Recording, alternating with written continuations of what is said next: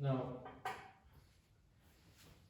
by squaring a and b, a squared is x squared sine phi squared,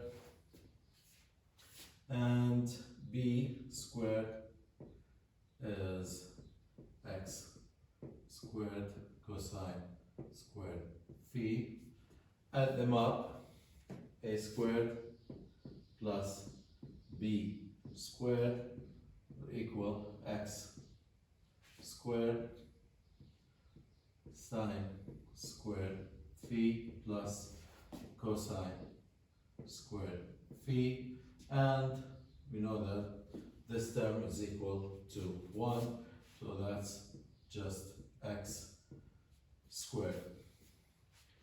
And if I divide a by b, a divided by b equals x sine phi divided by x cosine phi, cancel x's, and I will end up with tan phi. So I can convert from AB formulation to x phi just by using these two identities. X, in summary, is the square root of a squared plus b squared, and tan phi is a divided by b.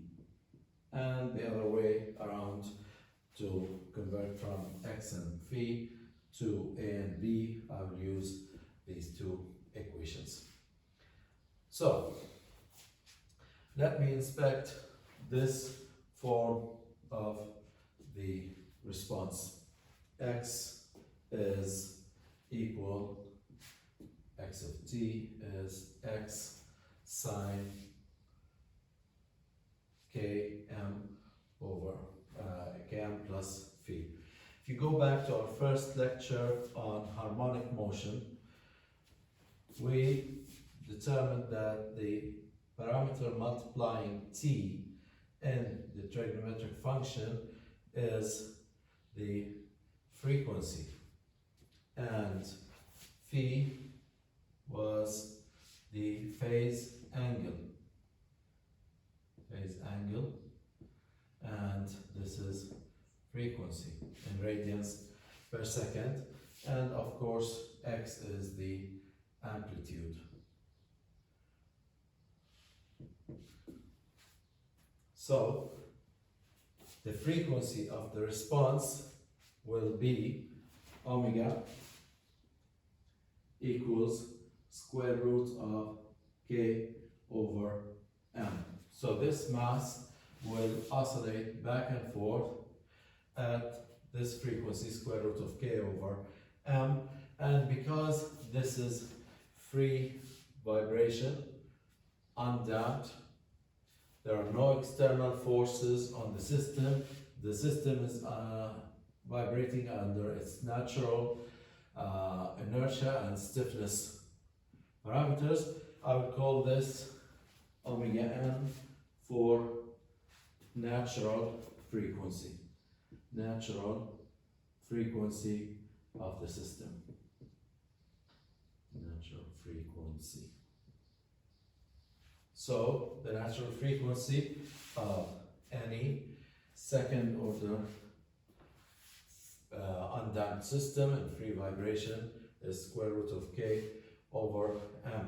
And if you recall the equation of motion, m x double dot plus k x equals 0. If I normalize this equation so that the coefficient of the x double dot is 1, x double dot plus k over m x equals 0, then the k over m is actually the square of the natural frequency. So x double dot plus omega n squared x equals 0. So by determining the equation of motion of any undamped system, single degree of freedom, when I get the equation of motion, just normalize the equation of motion so that the coefficient of x double dot is 1, you will end up with the natural frequency of the system multiplying the system variable, the degree of freedom of the variable.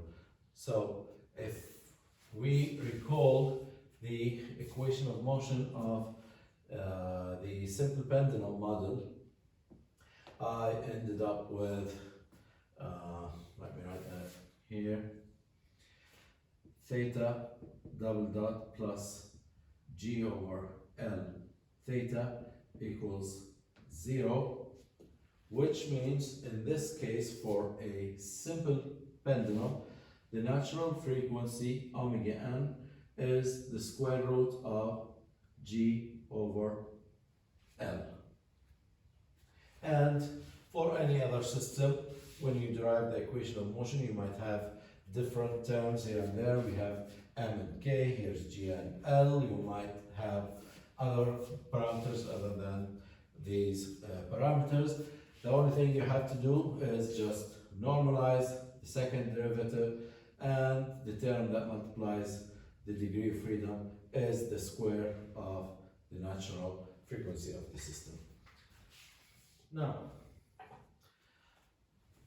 this is the form of the response in terms of sine and cosine, and let me try to find the response in case of initial conditions.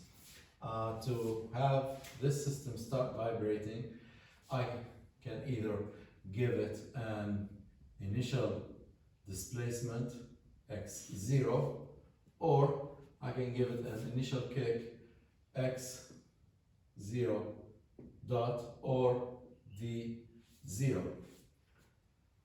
Both cases the system will start to vibrate, and let me assume that I've done both. At the time t0, the initial position of the mass was given a shift or initial displacement x0, and its initial velocity at 0 was v0. So if I have these two initial conditions, what would the response equation be? Basically, I'm looking for the constants a and b. So let me substitute the initial conditions into the response equation. First, I know that the derivative x dot of t of the response equation is negative, the derivative of this is negative omega n a sine omega n t plus the derivative of sine is cosine, so omega n b cosine omega n t.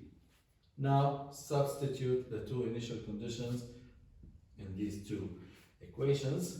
X at 0, substitute 0 here, cosine 0 is 1 and sine 0 is 0, so I will end up with only a times 1, and this is of course the initial condition x0.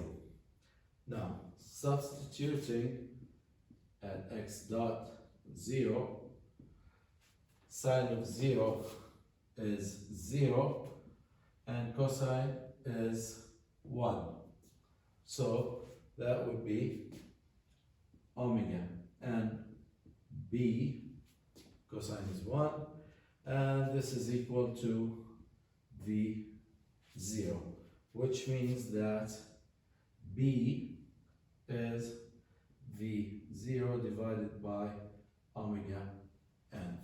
So here's a and here's b, and so the response of a simple undamped system will be x of t for general initial conditions, x 0 cosine omega n t plus b over omega n,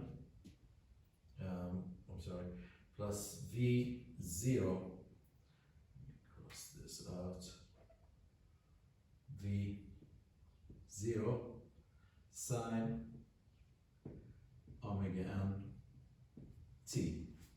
This is the general response of a single degree freedom for two initial conditions, x0 and v0. And again, I can convert this into the other form, which was x of t equals some amplitude x sine omega n t plus v. In this case, x will be the square root of a squared plus b squared, which is x 0 squared plus v0 squared divided by omega n squared, and the tangent of the angle phi is a divided by b, so that would be x0 divided by v0 times omega